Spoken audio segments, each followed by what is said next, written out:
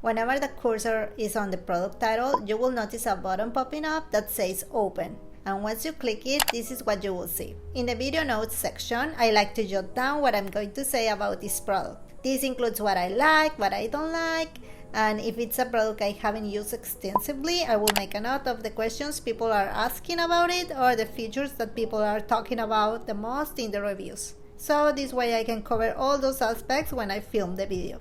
And below you will find a section for related products. This is because sometimes in a video I include a related product that I'm also using during the video and I can tag it. I really like that the bookmark automatically includes a photo of the product so you can see what it is.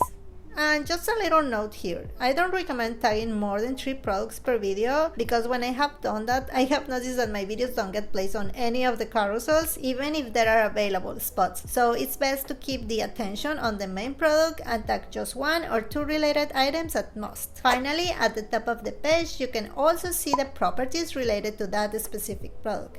Click on More Properties to view them all, and click on Hide to display only the essential ones. If one of these is not important to you, you can click on it and select Always Hide.